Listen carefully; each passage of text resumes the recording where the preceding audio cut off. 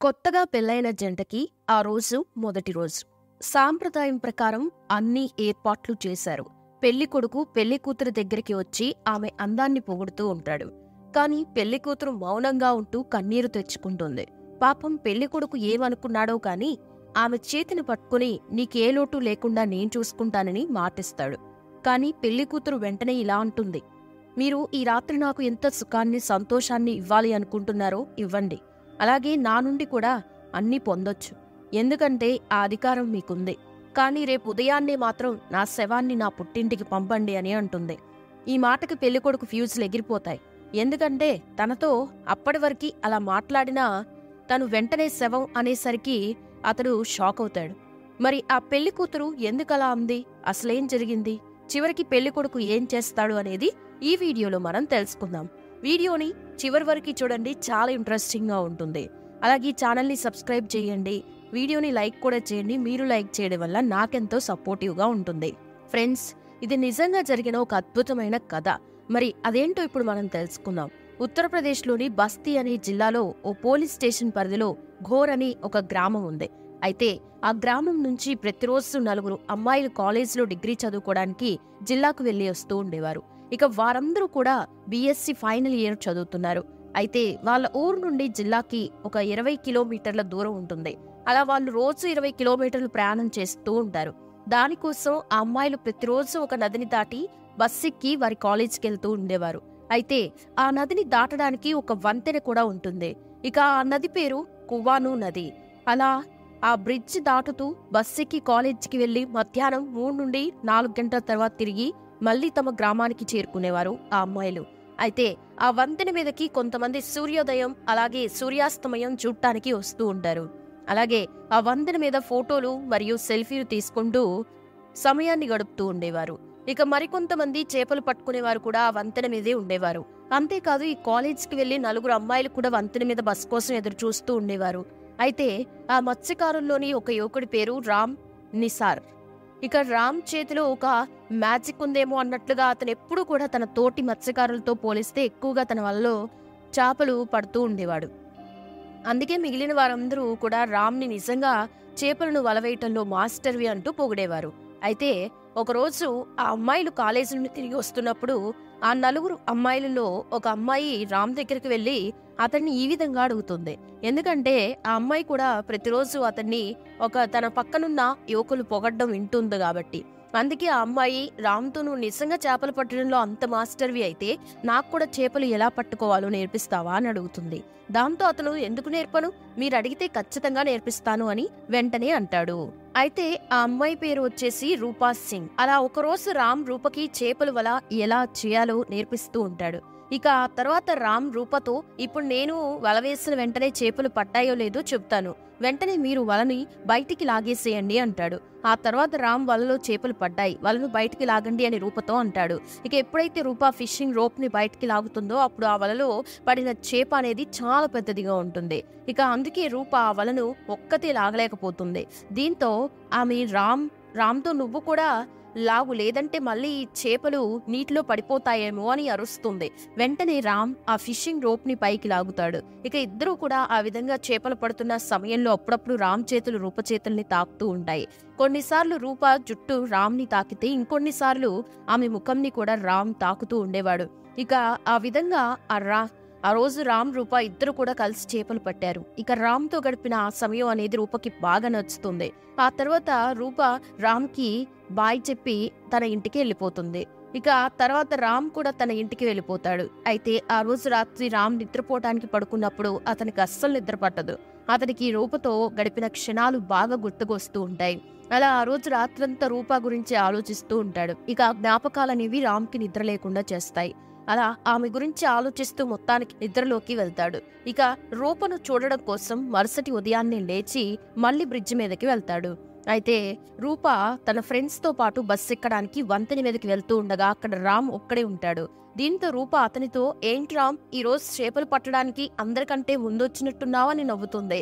ఇక వెంటనే రామ్, అవునండి, ఈరోజు చేపలు ఎక్కువగా పట్టాలి అని అనుకుంటున్నాను, అందుకే కొంచెం నేను ముందుగానే వచ్చాను అని అంటాడు. ఇక రూప, సరే, మా కాలేజ్కి వెళ్ళడానికి టైం అవుతుంది, మళ్ళీ తిరిగి వచ్చేటప్పుడు నాకు చేపలు పట్టడం నేర్పిస్తావు కదా అని వెళ్ళిపోతుంది. వెంటనే రామ్ ఖచ్చితంగా అని ఆమెను చూస్తూ బాయ్ చెప్తాడు. అయితే ఆ రోజు ఉదయం తనని చూడడం కోసమే రామ్ అంత ఉదయాన్నే వచ్చాడన్న విషయం రూపకు తెలియదు. ఇక ఆ రోజు కాలేజ్కి వెళ్ళిన తర్వాత సాయంత్రం సమయం అవుతుంది. ఇక 3 నుండి 4 గంటల సమయంలో రూప మళ్ళీ కాలేజ్ నుండి బస్సు ఎక్కి వంతెన మీద తిరుగుతుంది. ఇక ఆ సమయంలో అక్కడ రామ్ చేపలు పడుతూ ఉండడాన్ని రూప చూస్తుంది. వెంటనే రూప రామ్ దగ్గరికి వచ్చి చేపలు పట్టడం మొదలు పెడుతుంది. ఇక ఆమె కూడా 4 నుంచి 5 ఫిషింగ్ రోప్స్ నదిలోకి విసురుతుంది.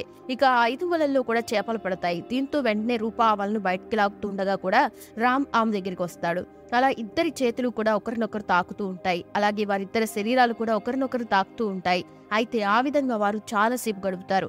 ఎందుకంటే వారు 4 నుండి 5 చేపలని ఆ వల నుండి బయటకు తీస్తారు కాబట్టి. ఆ తర్వాత రూప, సరే రామ్, ఇక నేను వెళ్ళొస్తానని చెప్పి వెళ్తూ ఉండగా ఇక వెంటనే రామ్ రూపని ఆపి, నువ్వు పట్టిన చేపలు నువ్వే తీసుకెళ్ళి అంటాడు.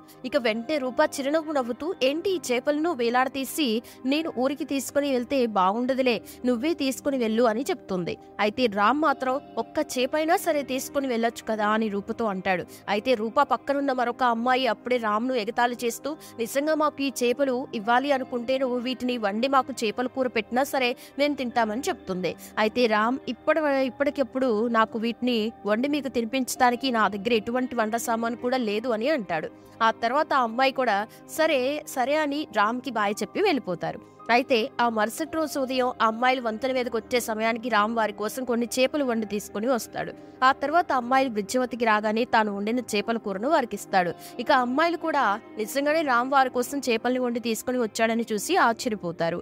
తర్వాత 4 అమ్మాయిల్లో ఒక అమ్మాయి ఈ రూపతో, రూపా, నిన్ను రామ్ ఇష్టపడుతున్నాడేమో అని నాకు బాగా అనుమానంగా ఉంది, లేదంటే అతను సరదాగా అన్న మాటల్ని పట్టుకుని నీకోసం ఎందుకు చేపలను వండి తీసుకుని వస్తాడా అని అంటుంది. కానీ రూప మాత్రం అలాంటిదేం లేదు, ఏదో స్నేహం కొద్దీ అలా చేశాడేమో అనుకుంటుంది.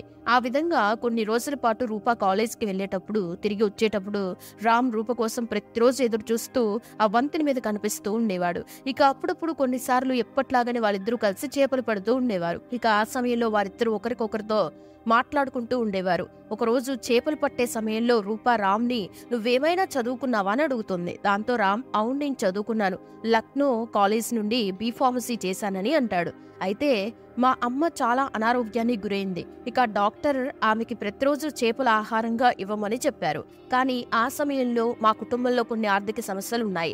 అందుకే నేను నా చదువుని పక్కన పెట్టి మా అమ్మ ఆరోగ్యం కోసం చేపలు పట్టుకోవడానికి వచ్చాను. ఆ తర్వాత మా ఆర్థిక అవసరాల కోసం చేపలు పట్టడాన్ని నా వృత్తిగా ఎంచుకున్నానని అంటాడు. ఇక ఎప్పుడైతే రూపకి రామ్ కుటుంబం గురించి, అతని పరిస్థితి గురించి తెలుసుకుంటుందో ఆమెకి అతని పట్ల సానుభూతి పెరగడం ప్రారంభిస్తుంది.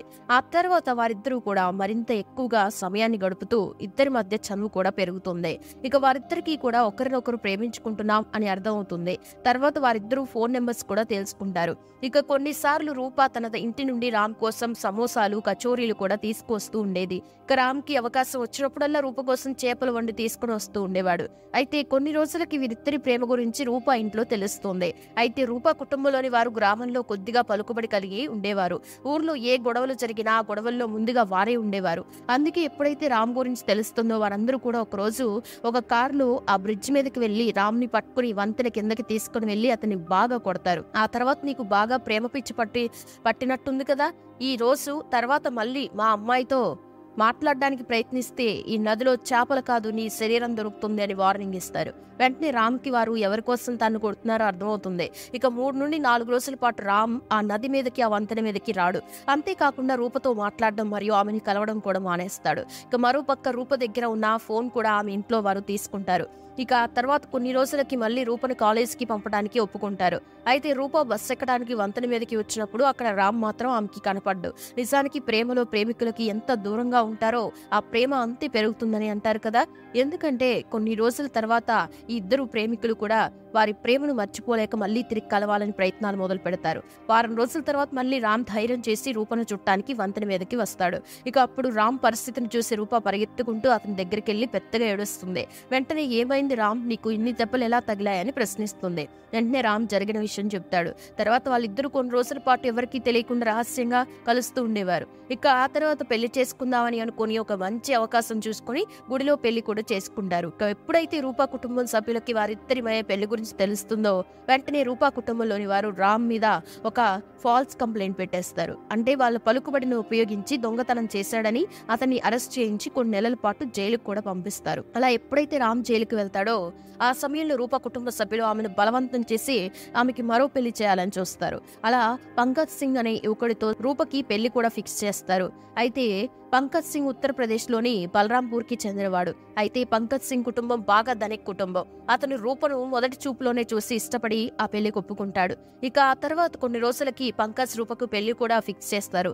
ఆ తర్వాత పెళ్లి ఫిక్స్ అయిన రోజే రామ్ కూడా బెయిల్ మీద బయటకు వస్తాడు. ఆ తర్వాత రూప ఇంట్లో వాళ్ళు బలవంతంగా పెళ్లి చేయబోతున్నారని తెలుసుకుంటాడు. వెంటనే పెళ్లి జరగబోతున్న అడ్రస్ తెలుసుకుని అక్కడికి చేరుకుంటాడు. ఇక ఆ సమయంలో పెళ్లి కార్యక్రమాలన్నీ కూడా జరుగుతూ ఉంటాయి. ఇక కొన్ని గంటల్లోనే పెళ్లి ముహూర్తం కూడా. ఇక ఎప్పుడైతే రామ్ పెళ్లి మండపంలో పెళ్లి కొడుకును చూస్తాడో వెంటనే అతన్ని గుర్తుపడతాడు. ఎందుకంటే పెళ్లి కొడుకు పంకజ్ రామ్ కి బాగా తెలుసు. వారు ఒకప్పుడు చదువుకున్న కాలేజ్ లో స్నేహితులు కూడా. పంకజ్ కూడా రామ్ ని చూసినప్పుడు ఇన్ని రోజులు ఎక్కడికి వెళ్ళావు, బాగున్నావా అని అడుగుతాడు. వెంటనే పంకజ్ రామ్ తో నీ కుటుంబంలో ఏదో సమస్య ఉందని ఊరికి వెళ్ళావు కదా, మళ్ళీ రాలేదు ఏంటి? నేను నీ గురించి కనుక్కోవడానికి ఎంతగానో ప్రయత్నించాను, కానీ నీ గురించి విషయం ఏమీ తెలియలేదు. కానీ నా పెళ్లి రోజున నిన్ను ఇక్కడ చూడడం చాలా సంతోషంగా ఉంది అంటాడు. అయితే పంకజ్ తో మాట్లాడుతున్నంతసేపు రామ్ చాలా బాధపడ ఉంటాడు. వెంటనే పంకజ్ రామ్ ను చూసి ఏమైంది, అసలు విషయం ఏంటి అని అడుగుతాడు. ఇక వెంటనే రూపా గురించి, తమ ప్రేమ గురించి మొత్తం చెప్తాడు. రూప కూడా తనను ఎంతగానో ఇష్టపడుతుందని, మేమిద్దరం ఒకరినొకరం విడిచి ఉండలేమని, నువ్వు చేసుకోబోయే అమ్మాయి దయచేసి పెళ్లి చేసుకోవద్దని రామ్ పంకజ్ ని కోరతాడు. కానీ పంకజ్ మాత్రం అదేంట్రా శుభమా అని పెళ్లి చేసుకోబోతుంటే ఈ విధంగా మాట్లాడుతున్నావు, మీరిద్దరూ ప్రేమించుకుని ఉండొచ్చు, కానీ ఇప్పుడు ఆమె కుటుంబ సభ్యులకి మీ ప్రేమ ఇష్టం లేదు కదా, అంతేకాకుండా ఆమెను మొదటి చూపులోనే చూసి నేను ఎంతగానో ఇష్టపడ్డాను, ఆమెంటే నాకు కూడా చాలా ఇష్టం, నిజంగా మీరిద్దరూ అంతగా ప్రేమించుకుంటే ఎందుకు పెళ్లి చేసుకోలేదు, రూపకు కూడా నువ్వంటే ఇష్టం ఉండి ఉంటే ఖచ్చితంగా ఈ పెళ్లికి ఒప్పుకొని ఉండేది కాదు కదా అంటాడు. కానీ ఆ తర్వాత మా ఇద్దరికి పెళ్లి అయిందని, అయితే ఆ తర్వాత రూప కుటుంబ సభ్యులు తన మీద దొంగ కేసులు పెట్టి జైలుకి ఏ విధంగా పంపించారో అన్ని విషయాలు కూడా చెప్తాడు. ఆ తర్వాత రామ్ తనకి రూప రాసిన ఉత్తరాన్ని చూపిస్తాడు. అందులో రూప ఏమని రాస్తుందంటే, రామ్ నా కుటుంబ సభ్యులు బలవంతంగా నాకు ఎవరితోనో పెళ్లి చేయాలని ఫిక్స్ చేశారు. అయితే నా కుటుంబ సభ్యులు వారి గౌరవం కోసం నాకు ఎవరినో ఇచ్చి పెళ్లి చేయాలి అనుకుంటే నేను వారి గౌరవాన్ని తీయాలి అనుకోవడం లేదు. నేను ఖచ్చితంగా వారు కోరుకున్నట్లే పెళ్లి చేసుకుంటాను, కానీ నా పెళ్ళైన మరుసటి రోజు నేను ఖచ్చితంగా ఆత్మహత్య చేసుకుంటాను, నా ప్రాణాలని వదిలేస్తానని రాస్తుంది. ఇది నీ భార్యగా నేను ఇస్తున్న మాట, కాబట్టి నన్ను ప్రాణాలతో చూడాలనుకుంటే నా పెళ్లి అవ్వడానికంటే ముందుగా జైలు నుండి బయటికి వచ్చి ఈ పెళ్లి ఆపేసే అని రూప రాస్తుంది. ఇక రూప రాసిన ఉత్తరాన్ని చూసిన వెంటనే కొద్దిసేపు ఆలోచించడం మొదలు పెడతాడు పంకజ్. నిజంగా ఈ ఉత్తరంలో రూప రాసినట్టుగా చేసుకోవాలి అనుకుంటే ఇక తను రూపను పెళ్లి చేసుకున్న ఏ ఉపయోగం అనుకుంటాడు. వెంటనే పంకజ్ తన తండ్రికి కూడా రామ్ గురించి, రూప గురించి మొత్తం చెప్తాడు. అయితే పంకజ్ తండ్రి ఒక ప్రముఖ లాయర్, అందుకే అతను రూప కుటుంబ సభ్యుల గురించి ఆలోచించి ఈ పెళ్లిని ఆపినా కూడా వాళ్ళు మీ ఇద్దరిని కలవనివ్వరు, కాబట్టి నేను చెప్పినట్టు వినండి అని ఒక ప్లాన్ చెప్తాడు. ఆ ప్లాన్ ప్రకారమే పంకజ్ రూపను పెళ్లి చేసుకుంటాడు. ఇక రూప కుటుంబ సభ్యులు కూడా ఆనందంగా రూపను పంకజ్ కుటుంబ సభ్యులకు అప్పగిస్తారు. ఇక ఆ తర్వాత రూప పంకజ్ ఇంటికి చేరుకున్న తర్వాత వారి మొదటి రాత్రి సమయంలో పంకజ్ తో రూప ఈ విధంగా చెప్తుంది, మీరు నా మెడలో తాళి కట్టారు కాబట్టి ఈ రోజు రాత్రి నన్ను ఏం చేసినా సరే మీకు అడ్డు చెప్పను, కానీ మరుసటి రోజు ఉదయం మాత్రం ఖచ్చితంగా నా శవాన్ని మాత్రం కూతురి కంటే కుటుంబకు పరువు గౌరవం ఇచ్చే నా కుటుంబ సభ్యుల దగ్గరికి పంపించేయండి అని కోరుతుంది. ఇక వెంటనే పంకజ్ రూపను అసలేం జరిగిందో మొత్తం చెప్పమని అడుగుతాడు. దీంతో రూప కూడా దాచుకోకుండా రామ్ తో ఉన్న తన ప్రేమ గురించి చెప్తుంది. ఇక రూప మాటలు విన్న తర్వాత కూడా రామ్ చెప్పిందంతా నిజమేనని పంకజ్ మరోసారి అర్థం చేసుకుంటాడు. ఎందుకంటే రామ్ ని రూప నిజంగా ప్రేమిస్తుందని అతనికి అర్థమవుతుంది. వెంటనే పంకజ్ రూప కన్నీళ్లు తుడిచి గదిలో నుండి బయటకు వెళ్ళిపోతాడు. బయటకు వెళ్ళిన పంకజ్ తనతో పాటు రామ్ ని గదిలో తీసుకుని వస్తాడు. ఇక రామ్ ని గదిలో చూసిన వెంటనే రూప ఎంతగానో ఆనందపడుతుంది. వెంటనే ఇద్దరు కూడా ఒకరికొకరు కౌగలించుకుని ఎంతగానో ఏడుస్తారు. వారి ప్రేమను చూసి పంకజ్ తో పాటు అతని కుటుంబంలోని వారికి కూడా కన్నీళ్లు లాగవు. ఇక వారి ప్రేమను చూసి పంకజ్ కుటుంబ సభ్యులు కూడా వారికి ఖచ్చితంగా సహాయం చేయాలనుకుంటారు. ఆ తర్వాత పంకజ్ తండ్రి కూడా వారిద్దరికి ధైర్యం ఇచ్చి, మీరు భయపడకండి, మీ కుటుంబ సభ్యులు మీ మీద ఏమైనా కేసు వేస్తే మీ తరఫు నేను వాదిస్తానని మాటిస్తాడు. ఆ తర్వాత పంకజ్ తో విడాకులు ఇప్పించి రామ్తో రూపకి పెళ్లి కూడా చేస్తారు. ఇక ఆ సమయంలో రామ్ పంకజ్కి ఎంతో థ్యాంక్స్ చెప్తాడు. వెంటనే పంకజ్ ఖచ్చితంగా నాకు కూడా రూప లాంటి మంచి అమ్మాయిని చూసి నువ్వు పెళ్లి చేయాలని మాట తీసుకుంటాడు. ఆ తర్వాత రామ్ రూప వారి కొత్త జీవితాన్ని ప్రారంభించడానికి మరో నగరానికి వెళ్ళి అక్కడే కొత్తగా వారి జీవితాన్ని ప్రారంభిస్తారు. అయితే ఉత్తరప్రదేశ్లో 2021లో ఈ సంఘటన నిజంగా జరిగింది. అప్పట్లో ఈ సంఘటన గురించి న్యూస్ పేపర్, సోషల్ మీడియాలో కూడా వచ్చింది. చూశారు కదా ఫ్రెండ్స్, ప్రేమ నిజమైందైతే చివరి క్షణంలో కూడా అది గెలుస్తుంది. మరి ఈ వీడియో చూస్తే మీకేమనిపించింది? మీకు ఇలాంటి స్టోరీలు ఏమైనా తెలుసా? తెలిస్తే కింద కామెంట్ సెక్షన్లో కామెంట్ చేయండి. వీడియో నచ్చితే లైక్ చేయండి, షేర్ చేయండి, ఛానల్ని సబ్స్క్రైబ్ చేసుకోండి. Thanks for watching this video.